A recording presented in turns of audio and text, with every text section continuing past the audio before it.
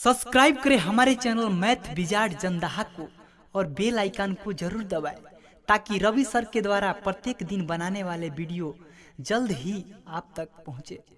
Dear student, आज के इस वीडियो में मेंसुरेशन का पार्ट 5 जो कि लास्ट कॉन्सेप्ट होगा समलंब चतुर्भुज के बारे में सीखेंगे। ट्राइपीजियम के बारे में समलंब चतुर्भुज समलंब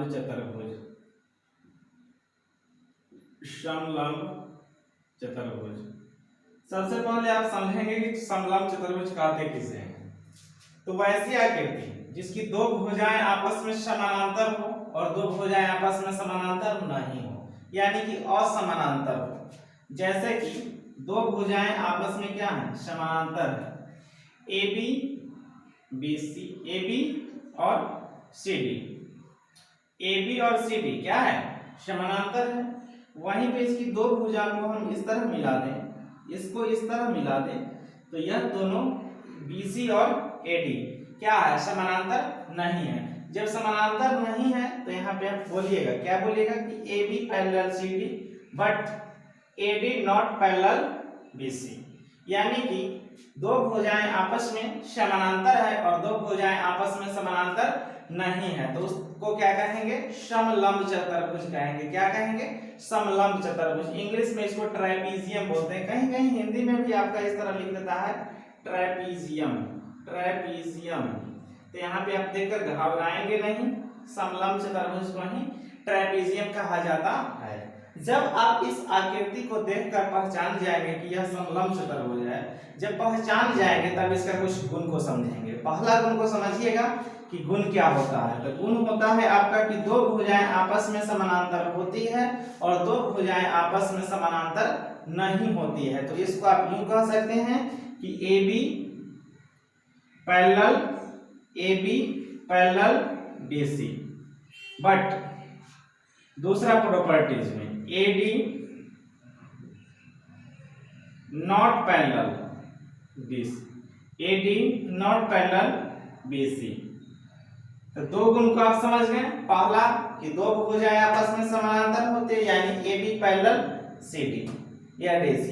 दूसरा कि दो भुजाएं आपस में समानांतर नहीं होती है, यानी AD not parallel BC।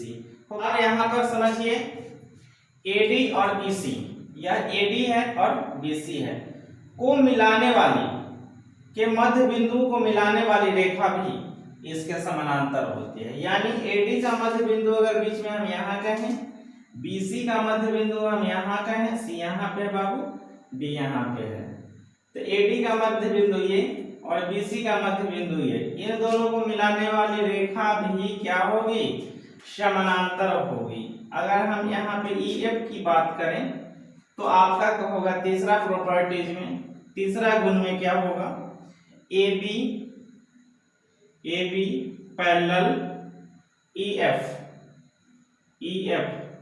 Parallel DC। बात समझ में आ रहा है।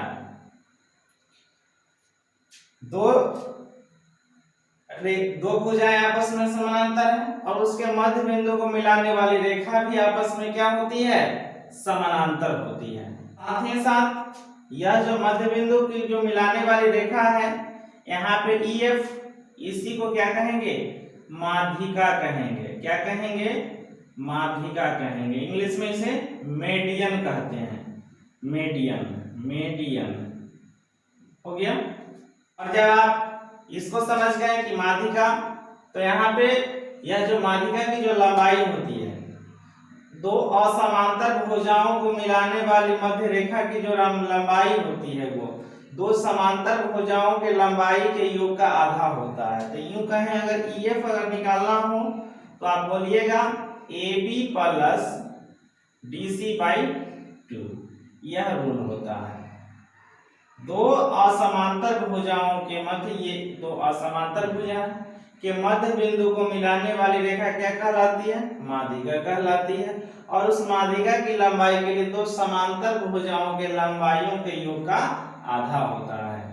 उसके बाद यह जब आप समझ गए तो इसके विकर्ण भी एक दूसरे को अनुपातिकता बराबर भागों में विभाजित करते हैं। अब यहाँ पे इसका विकर्ण की बात करते हैं बाबू। देखो ए से सी का और डी से बी का मध्य बिंदु मान लीजिए ओ। तो यहाँ पे इसके विकर्ण अनुपातिकता बराबर भागों में क्या करते हैं, विभाजित करते हैं। यहाँ पे अनुपातिकता, यहाँ 3 रूल आप सीख गए। चौथा रूल सीख लीजिए कि AO बराबर होगा AO बट्टा OC। इन दोनों का जो रेशियो होगा, AO बट्टा OC का जो रेशियो होगा वही रेशियो BO बट्टा OD का होगा। यह आप चौथा कॉन्सेप्ट को आप सीख गए। इसका विलोम भी सत्य है। इसका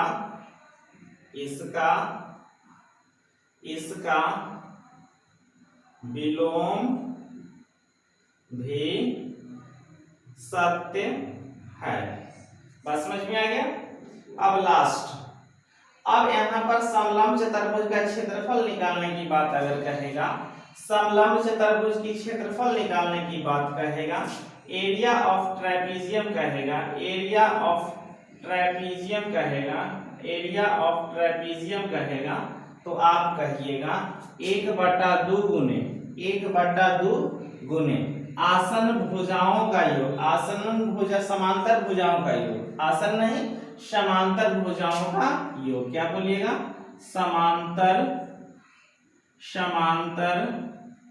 भुजाओं का योग गुने ऊंचाई। हो गया। तो बस ज्यादा कुछ है नहीं, बहुत छोटा सा कंसेप्ट है। आपको हम बताए हैं कि समलंब चतुर्भुज ट्रेपीजियम, जैसे पहला रूल क्या सिखा दिया आपको कि दो भुजाएं आपस में क्या होंगी, समानांतर होगी। दो भुजाएं आपस में समानांतर नहीं होंगी। अब दो असमांतर भुजाओं के मध्य मिलाने वाली रेखा भी एक दूसरे के क्या होंगी, समानांतर होंगी। उसके बाद वह जो दो असमांतर भुजाओं के मध्य बिंदु को मिलाने वाली जो रेखा होगी उसको क्या कहेंगे, माध्यिका कहेंगे, मेडियन कहेंगे। वह माध्यिका की लंबाई के लिए दो समांतर भुजाओं के योगफल का आधा होता है। उसके बाद इसके विकर्ण एक दूसरे को अनुपातिकता समानुपात अनुपात में विभाजित करते हैं। तो यहाँ पे विकर्ण AC जो था वो AO बट्टा OC का जो रेशियो होगा वही रेशियो दूसरा विकर्ण BD में BO बट्टा OD का होगा। साथ ही साथ इसका विलोम भी क्या है, सत्य। विलोम क्या सत्य है मतलब, अब यहाँ पे विलोम सत्य होने का कहने का मतलब ये होता है कि इतना अनुपात इतना बट्टा इतना अनुपात इतना अगर बराबर है तो वह क्या होगा, समलंब चतुर्भुज होगा। उसके बाद इसका क्षेत्रफल के लिए कहिएगा एरिया ऑफ ट्रेपीजियम, यानी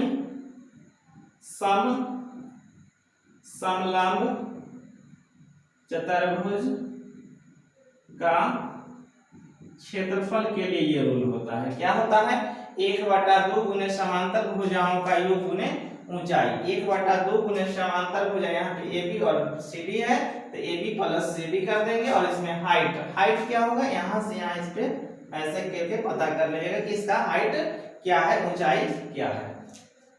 इसको सीख जाने के बाद एक छोटा सा टेबल आपको हम बता रहे हैं, पहले इसको बनाते हैं फिर बताते हैं। तो आइए डियर इसको रिकॉल करते हैं एक बार। समलंब चतुर्भुज में आप सबसे पहला रूल सीखें कि दो भुजाएं आपस में क्या होती है, समानांतर होती है।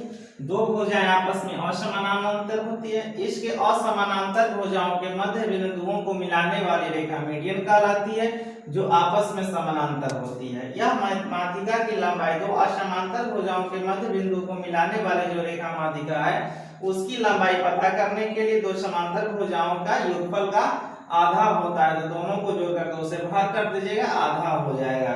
उसके बाद इसके विकर्ण एक दूसरे को अनुपातिकता बराबर करते हैं। AO बट्टा OC बराबर BO बट्टा OD होगा।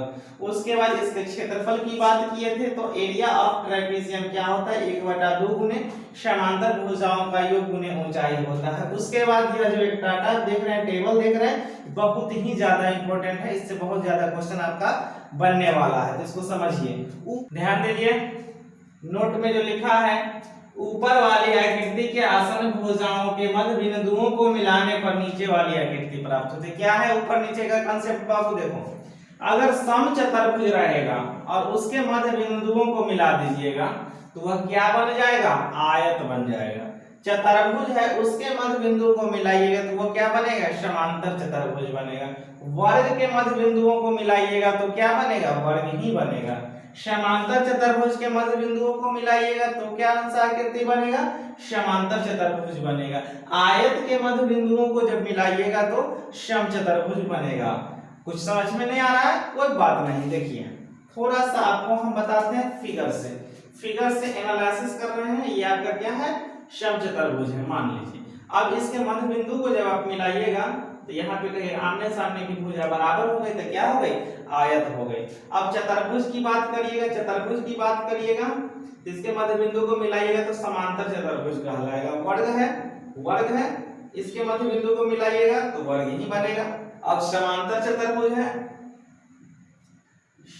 चतुर्भुज है इसके मध्य बिंदु को मिलाइएगा फिर भी यह समांतर चतुर्भुज ही बनेगा। आयत को बनाते हैं अगर आप आयत बनाते हैं और इसके मध्य बिंदु को आप मिलाते हैं, आयत है इसके मध्य बिंदु को मिलाते हैं तो समचतुर्भुज बनता है। आयत है इसके मध्य बिंदु को मिलाते हैं तो आपका समचतुर्भुज बनता है।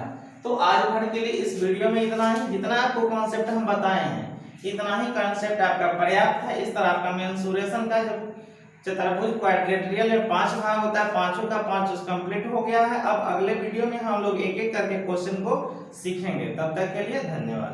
सब्सक्राइब करें हमारे चैनल मैथ विजार्ड जंदाहा को और बेल आइकन को जरूर दबाएं ताकि रवि सर के द्वारा प्रत्येक दिन बनाने वाले वीडियो जल्द ही आप तक